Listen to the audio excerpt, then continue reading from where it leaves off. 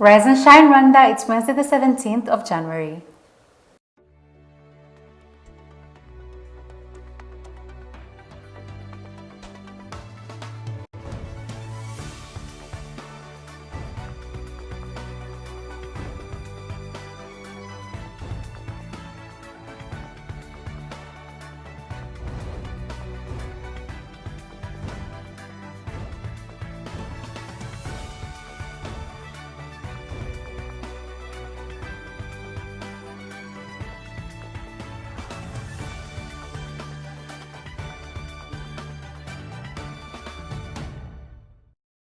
Coming up on today's Rise and Shine Rwanda. Rwanda and Tanzania agree on a joint construction of SGR. We meet a DJ that's taking over the Rwandan party scene like a storm. Good morning, you're watching Rise and Shine Rwanda with me, Fidelis Karangwa. Over the next half an hour, I'll take you through what's trending in the news, the business news, as well as the lifestyle stories. But first, let's take a look into this week's news features.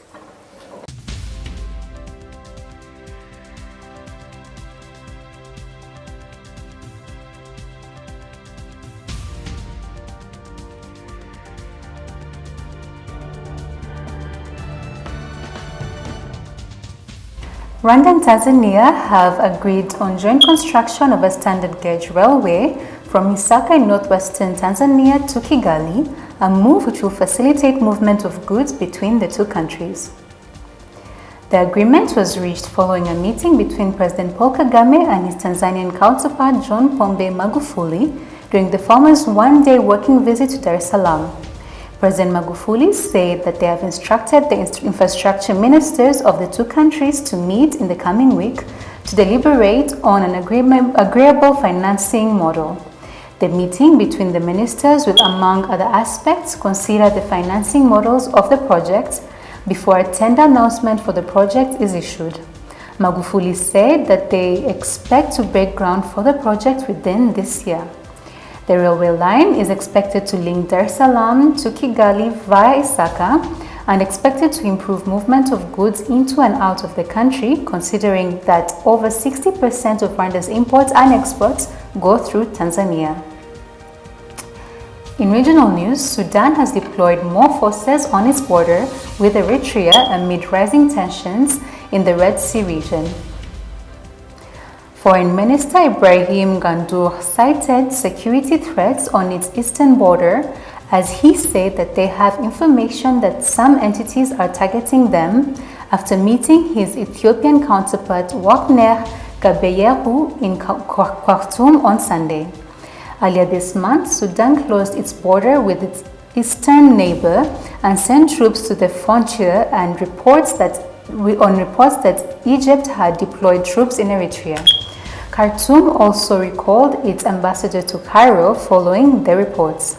Sudan and Egypt have had long-running disputes over a border area, with the latest tension between the two countries sparked during Turkish President Recep Tayyip Erdogan's visit to Sudan in December that saw Khartoum lease the Red Sea city of Sokin to Ankara. Turkey plans to build a naval dock in Sokin and rebuild the retained Ottoman port city of Sudan's Red Sea coast. Mr. Wagner is expected to visit Cairo for negotiations later this month. And in international news, a firefighter catches a child dropped from second floor of a burning building. The Georgia firefighter showed lighting reactions when he caught a child that was dropped from a burning building. The infant was thrown into the hero of the hour's arms during the attempted rescue of residents trapped in an apartment building blaze. The moment was captured in footage released today by DeKalb County Fire Rescue Department of a January 3rd fire in Decatur, Georgia. At least 12 people, 4 adults and 8 children were hospitalized from injuries sustained in the inferno, but none were life-threatening. Now bringing it back to our local news, President Paul Kagame received in his office former French President Nicolas Sarkozy, who was in Rwanda for a 2-day private visit. Sarkozy, who served as French president from 2007 to 2012, during which he visited Rwanda, was scheduled to visit Rwanda Development Board. During his visit to Rwanda as French president in February 2010, Sarkozy admitted his country's serious error of judgment about the situation that prevailed in Rwanda in the lead-up and during the genocide, which claimed the lives of more than 1 million people. Following the end of the genocide, which was stopped by the Rwanda Patriotic Army and that was under the leadership of now President Kagame, Rwanda and France have mostly been at odds, and evidence has been piling up about the latter's culpability, further ramping up the pressure on Paris to admit its role in the genocide and help to bring justice to genocide fugitives on its soil.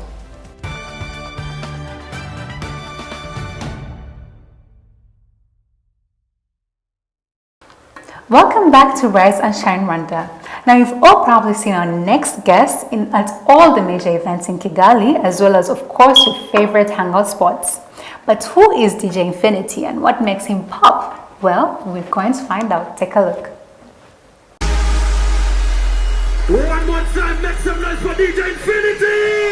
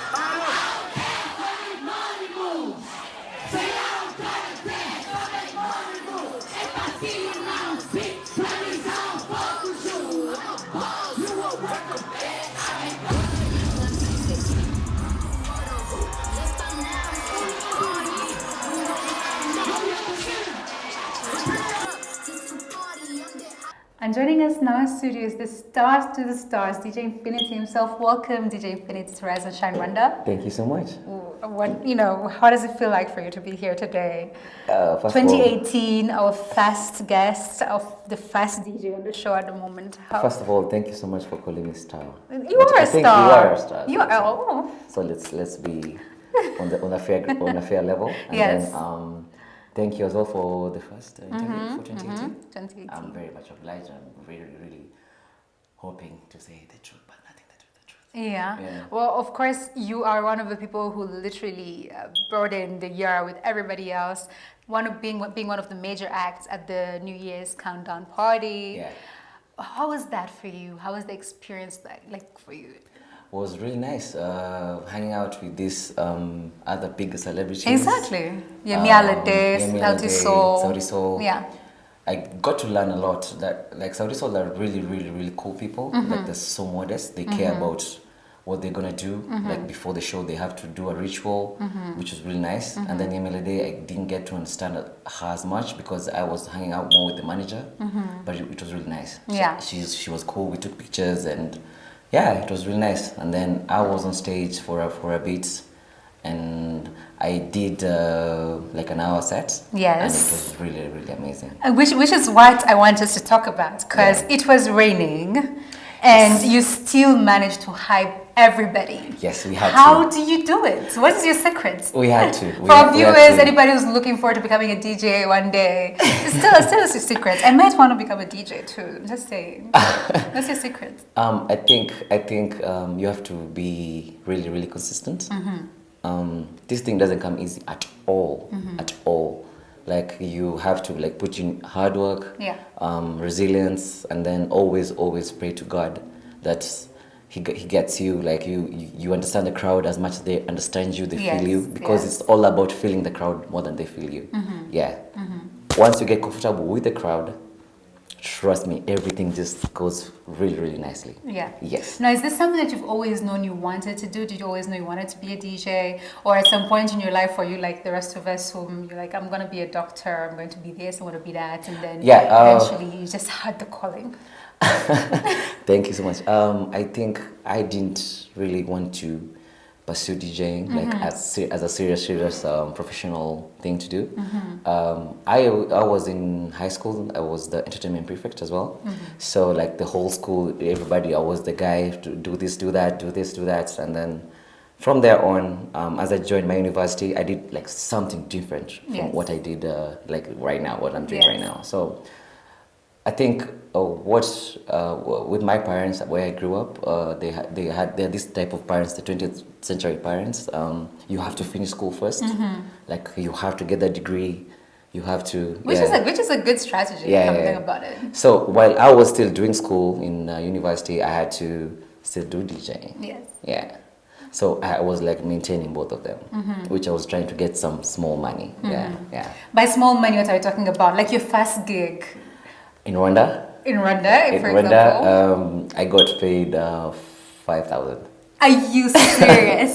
Yes. But you were just doing it for the fun. It wasn't even about the money. I was actually really, really excited. Really excited. Like this guy told me, hey, I come. And then he's like a big guy. So I went to, it was a birthday for his son or something. Oh. And then so I just went with the machines and I was like very happy doing it. So I was like, at least today I'm going to make some money. I didn't understand the currency. And then I was given 5,000 and I was told, but you're okay. You ate and you drank and...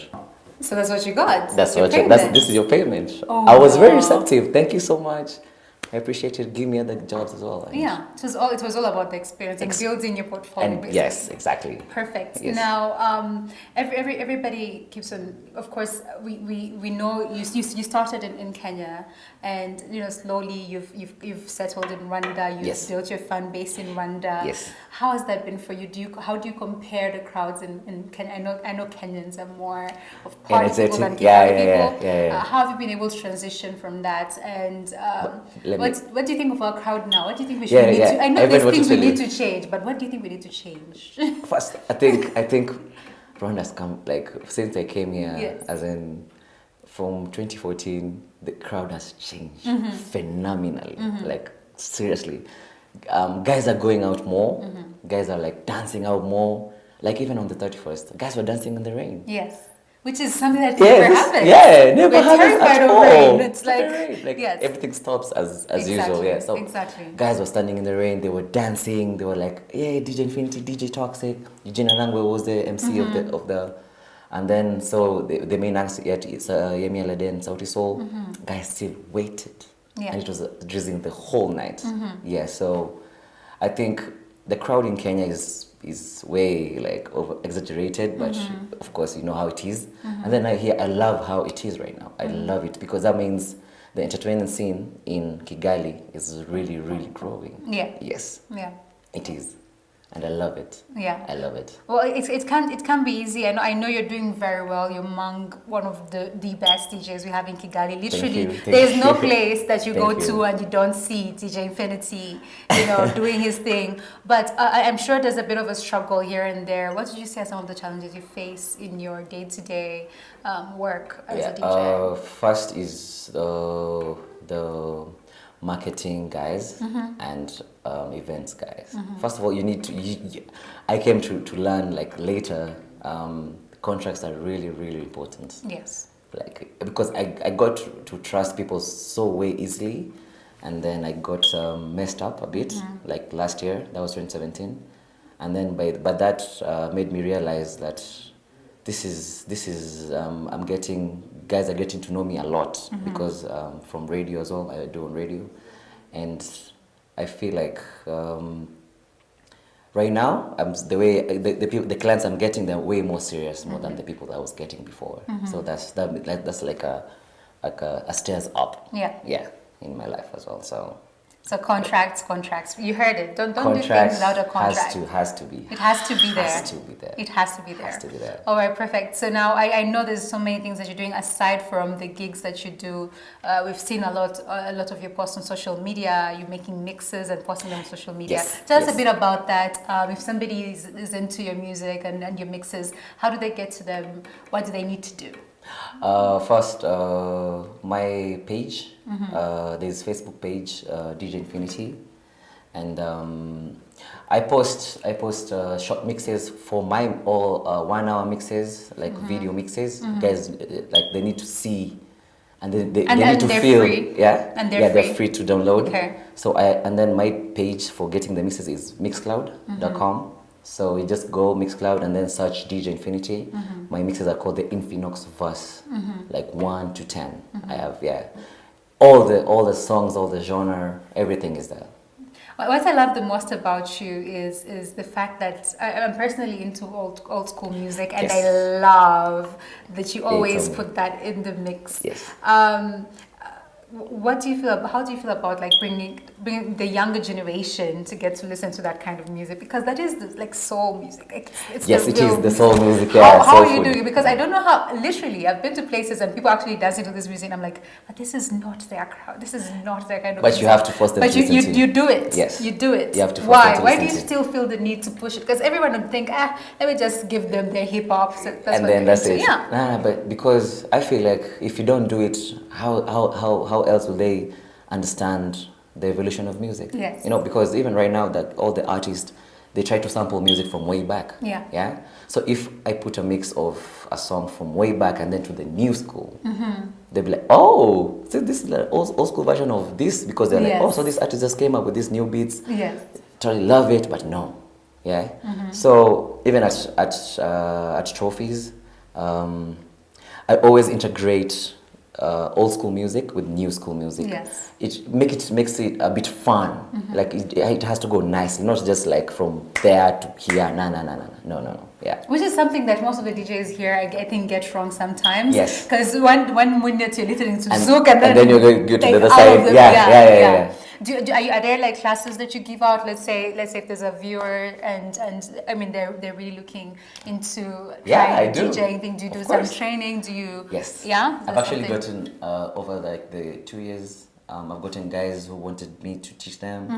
I didn't have my own equipment, Yes. but now I do. And classes can be there. Just we can talk on how we can. We should look for you. Yeah. We should look for you. I want Yes, to be we a can DJ. talk. I mean, I wouldn't mind being a Oh side- man, trust side me, hustle you love DJ. it. It's a really good hustle. It is. All right. As if it goes well on you, and then with the consistency, trust me, with God, everything is possible. Everything is possible Yeah. now. What can we look forward to in 2018 from DJ Infinity?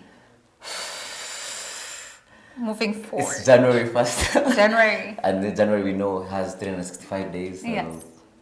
But I guess more mixes, more good music, more parties, more life changing situations of DJing and introducing people to DJing who really want to be there and do their things as well, because you may never know. So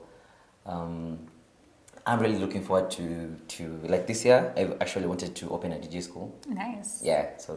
So that's for me. Like that's like my first 6 months. I really want to do that, and I see where it goes. Yeah, where everything goes.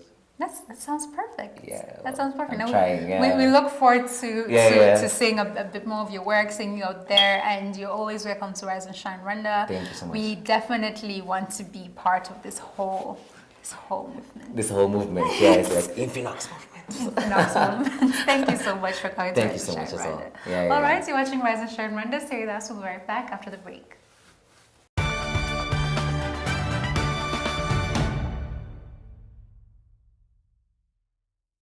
Now, don't forget to love to hear your thoughts, comments, and feedback on what we're talking about here on Rise and Shine Rwanda. Tweet us at Rise and Shine RW. Like us on Facebook and send us your ideas for programs. Check out our Rise and Shine Rwanda YouTube page where you can catch all the shows and reports that we do. Find us on Instagram, Rise and Shine RW. We love to see your pictures. Or check out our Rise and Shine Rwanda website. Well, that's all the time that we have for you today, but we love to hear your feedback, so do let us know if you have any ideas for the program. You've been watching Rise and Shine Rwanda with me, Fidelis Karangwa. We'll be back here same time, same place next week, so do join us then. But for now, from me and the rest of the Rise and Shine Rwanda team, have a very good day. Goodbye.